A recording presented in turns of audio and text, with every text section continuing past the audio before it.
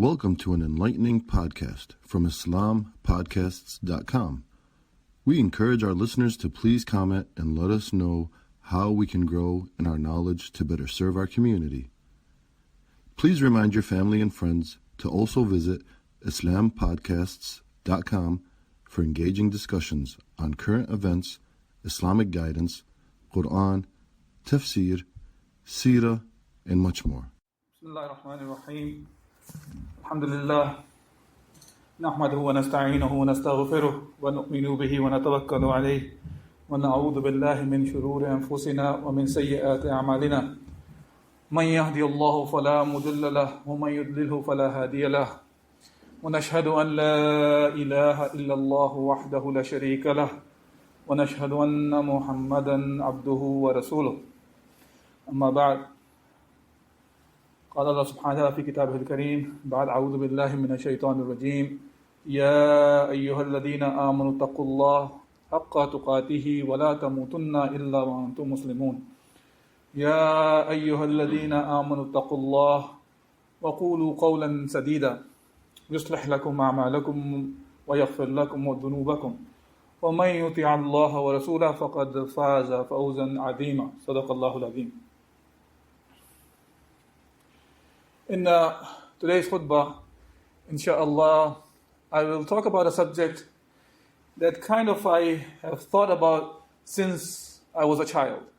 And this question was raised to me about a week ago to talk about this topic at another sitting, which is, I've been hearing since I was a child actually, that we have to have a balance between Deen and Dunya. We have to have a balance between the worldly life and our religious life. And that from the beginning, since I was a child, it confused me. What does that exactly mean? When somebody asks you to have a balance between your deen and dunya. The confusion for me, even as a child, was we were taught from the beginning, Islam is a way of life. Islam provides us a way to act on any action. Any action we are undertaking, Allah Azza wa Jal has prescribed to us how to act. And what is halal, what is haram. What we can do, what we cannot do. So all these things are mentioned, and Islam is a way of life. Then, of course, Islam deals with my dunya as well. It's not that Islam talks about the deen, the religion, so-called spirituality, and left the dunya for us to figure out how to do it or how to excel in it. Islam talks about both. As Allah subhanahu wa ta'ala, when it talks about Rasulullah sallallahu alayhi wa sallam, Allah subhanahu wa ta'ala says, قُلْ إِنَّ صَلَاتِي وَنُسُكِي وَمَحْيَايَ وَمَمَاتِي لِلَّهِ رَبِّ الْعَالَمِينَ. Allah subhanahu wa ta'ala is saying to Muhammad sallallahu alayhi wa sallam, say, O Muhammad sallallahu alayhi wa sallam, verily my salah, my prayer, my sacrifice, as we will be doing inshaAllah in coming days of the Eid al-Adha. My sacrifice, my living, وَمَحْيَايَ وَمَمَاتِي, and my dying, is for the sake of Allah subhanahu wa ta'ala, the Rabbil Alameen.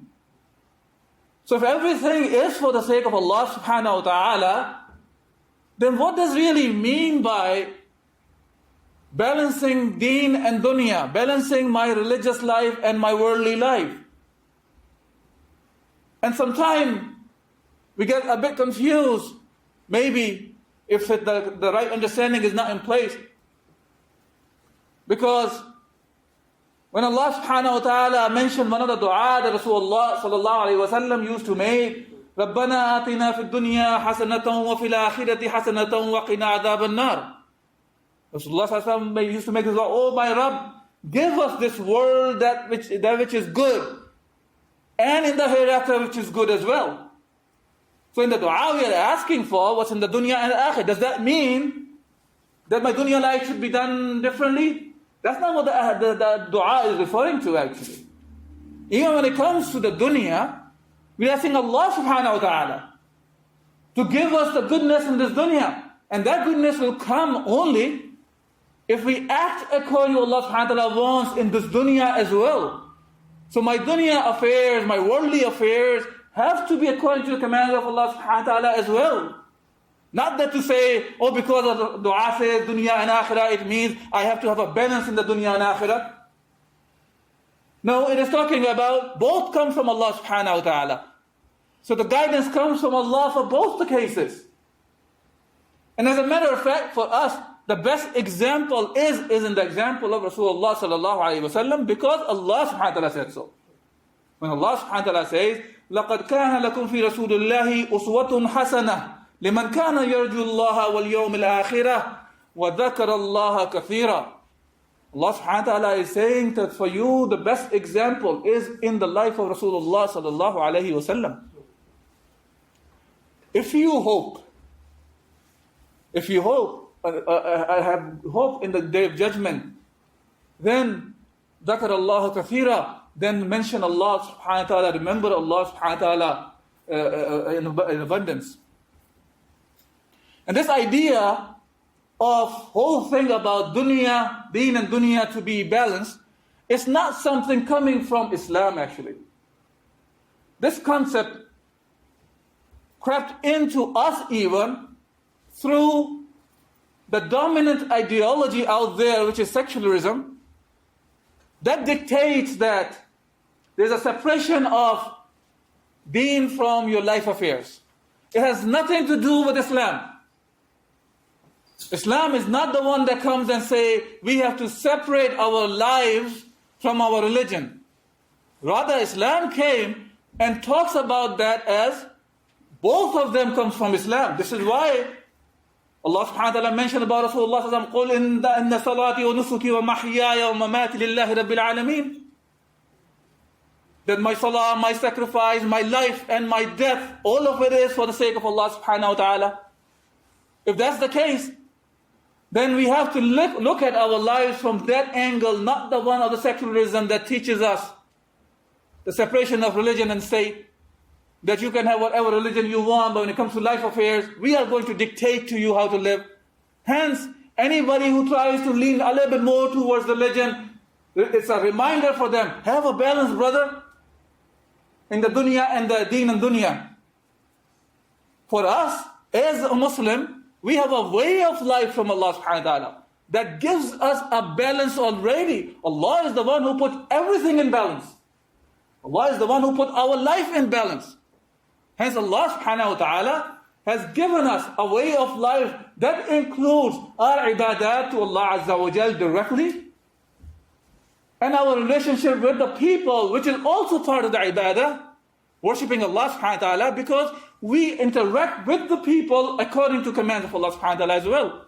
Hence that action becomes part of the ibadah. And how we deal with ourselves also comes from how Allah wants from us, that becomes part of the ibadah as well.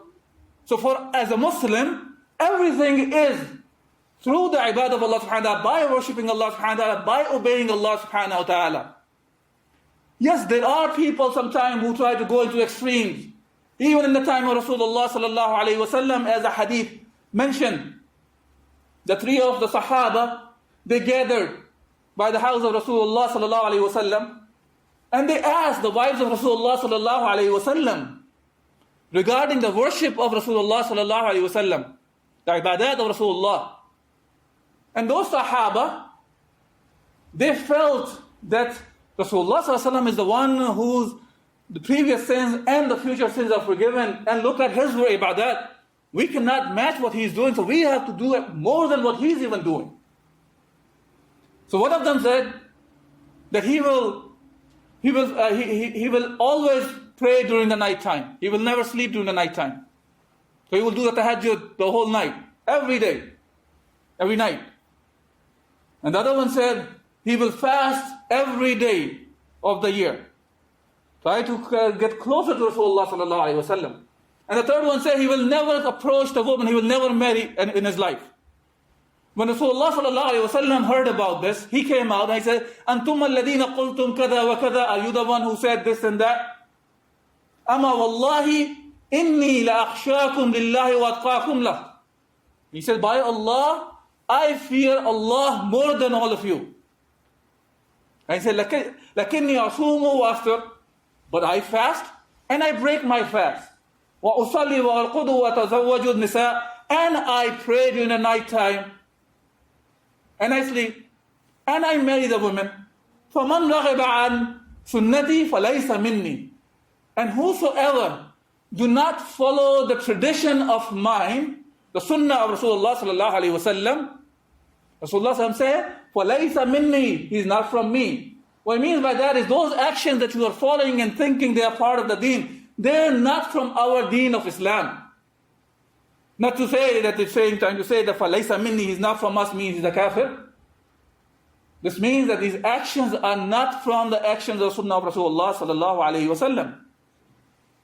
So when we talk about the balancing deen and dunya, so this is the thing that Rasulullah sallallahu alayhi wasallam pointed out, and he did not like what the Sahaba were talking about.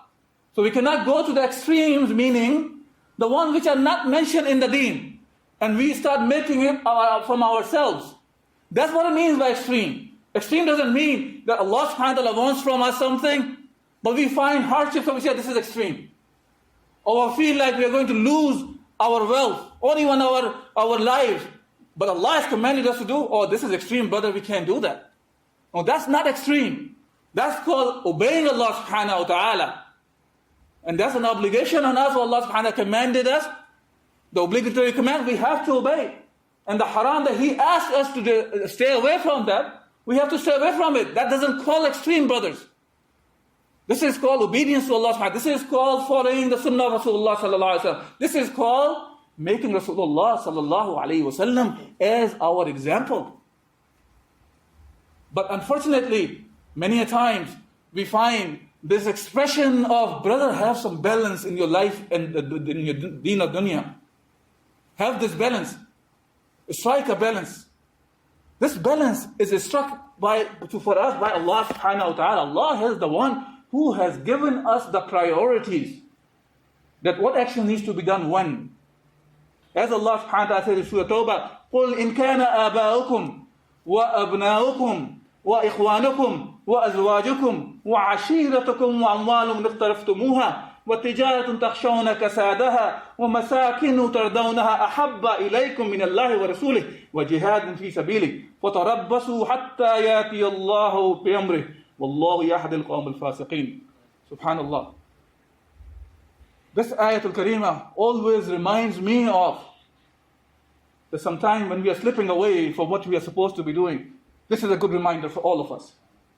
Allah subhanahu wa ta'ala telling us, say, O Muhammad sallallahu alayhi wa sallam, to them, that if your fathers, aba'ukum, wa abna'ukum, and your children, look, when I'm going to say the ayah here, it says aba'ukum wa abna'ukum, both of them are included. And everything in this ayah are all together included.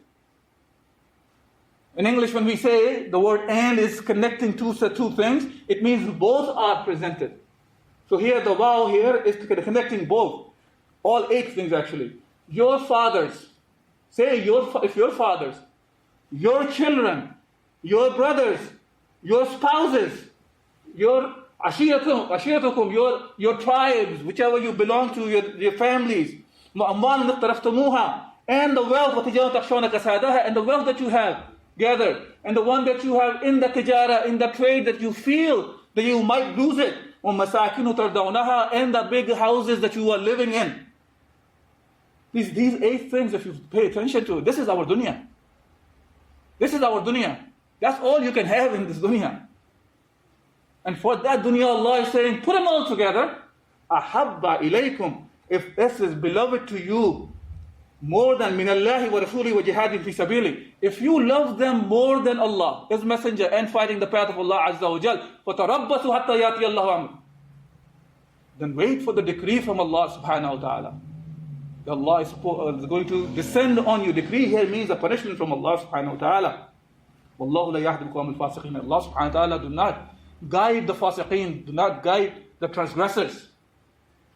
So here, even though all those things which are mentioned are obligations one time or other for us, to take care of our parents, to children, to provide them the housing, to go and work for the rizq and gain some wealth. All these things are obligation on us. But when Allah is comparing this, putting it together in the prioritization, أَحَبَّ إِلَيْكُمْ مِنَ اللَّهِ وَرَسُولِهِ وَجِهَادٍ فِي سَبِيلِهِ. And if it is beloved to you more than Allah, His Messenger, and fighting the path of Allah subhanahu wa ta'ala, then wait for the decree, which means is that all those obligations have to be taken care of, but not in the state of disobedience to Allah, not in the state of disobedience to Muhammad sallallahu alayhi wa sallam, not in disobedience to Allah wants from us to fight in the path of Allah where it is needed. It cannot be that. And thinking of, I am going to do all those things, and I'm striking a balance between Deen and Dunya now. How can we strike a balance in the Deen and Dunya when we are abandoning the Deen to fulfill all the Dunya, the needs of the Dunya? This is not called balancing. This is called hypocrisy. This is called putting the Deen on the side. This is called following the secularist ideas but not realizing it because they have been engraved in our minds the way we have been raised. It is even getting to the point, sometimes we think of it, striking the Deen and Dunya balances. Okay, I'm going to put my kid to go and memorize the Quran. After he's done, I'm going to pull him out and put him into med school. Now, mashallah, he is the best example you can have. He has the Hafz al-Quran and he is a medical doctor. Okay, now this is the best guy you can have. This is called by striking the Deen and Dunya balance. This is not called striking the Deen and Dunya balance, brothers. I know you might be thinking, what am I saying here? A person has memorized the Quran and he has excelled in the Dunya. The thing is, it's not only the issue of memorization of the Quran also. The issue is whether we are a doctor or we are a janitor, whatever we are. As a Muslim, we have to live our life according to the commands of Allah subhanahu wa ta'ala. That's what strikes the balance. Not just the education, whether it's the education of the dunya or the deen. Deen is a must for us to gain. And then act upon it. That's what learning and acting upon what Allah subhanahu wa ta'ala wants from us, that's what it means by having a balance in your life. Any other balance which is dictated by the men is not really a balance. It is just fulfilling your own desires or the desires of the others who have come up with the rules for us to live accordingly. Unfortunately, the moment we talk about the part of Islam that seems to be asking us to sacrifice something, right away we start thinking of, am I really balanced or not? Going back to the first ayah I talked about, that when Rasulullah ﷺ was told to say, قُلْ إِنَّ صَلَاتِي وَنُسُكِي وَمَحْيَايَ وَمَمَاتِي لِلَّهِ رَبِّ الْعَالَمِينَ. That say, O Muhammad ﷺ, that my salah, my sacrifice, my life and my death is for Allah subhanahu wa ta'ala Rabbil Alameen. That's the way we are supposed to approach our lives. That's the only way that we can have a real balance in our life. And to have a focus. Yes, Allah subhanahu wa ta'ala has commanded us to live this life also. We are not the one who carry the ideas of monks or rahbaniya or something. That we put the life on the side and we are not supposed to live the life. Yes, we are supposed to live the life to the full extent as Allah has commanded. It has to be done according to what Allah has commanded. And when we do that, and we did that, see, this whole idea of separation of religion and the state has caused us to start thinking this way. This is not Islamic. Throughout our history, go back, and you will find that how Islam actually made the people progress throughout the history of Islam when Islam was lived according to the commands of Allah. We lived the life according to Islam. We implemented the Islam as well as a way of life through the implementations of commands of Allah subhanahu wa ta'ala. Yes, Sharia is called. Unfortunately, now today, that becomes a taboo word. Don't use the word Sharia, brother. There are people who may not like it. Sharia means this is the path Allah has given us to live by. There are many incidents we can pick up from the history, but I will quote some of them about how Muslims actually excelled in the dunya as well. So we will be clear when we follow our deen as a way of life, that does not pull us back from excelling in the dunya. And those sayings are not the sayings of a Muslim, so we say, oh, Muslims are being biased here. Like Gustave Le Bon, I don't know how to pronounce his name properly, he's a French philosopher. He said in his book of Civilization of the Arabs, he said, we must bear in mind, quote, we must bear in mind that Arabs and the Arabs alone are the ones who guided us to the ancient world of the Greeks and Romans. European universities, including the University of Paris, based their curricula on the translations of their books for 600 years and used their methods of research. The Islamic civilization was one of the most amazing that history has ever known, end quote.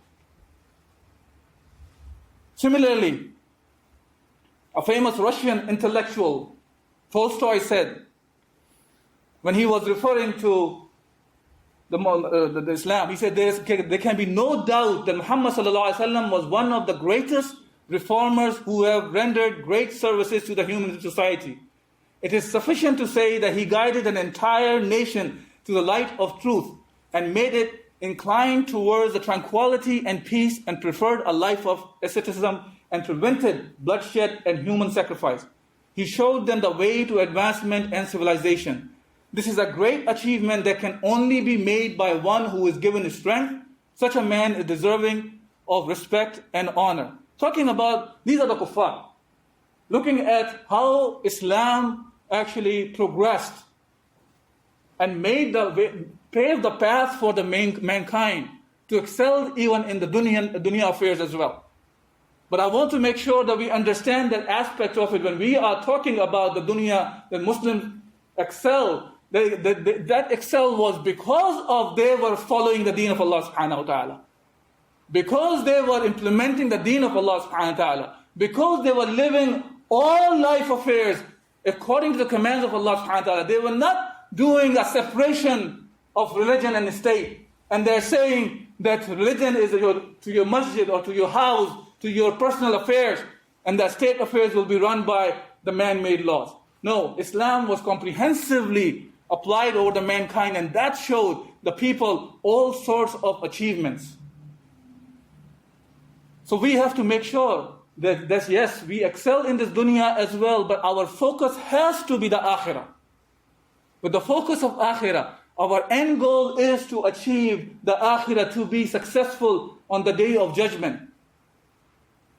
As Allah subhanahu wa ta'ala mentions in Surah Al-Ghafir, Ya qawmi, innama hadhi al-hayatu ad-dunya mata'u wa inna al-akhirata hiya darul qarar. O my people, truly this life of world is nothing but a quick passing enjoyment. And verily the hereafter, that is the home, that will be remain forever.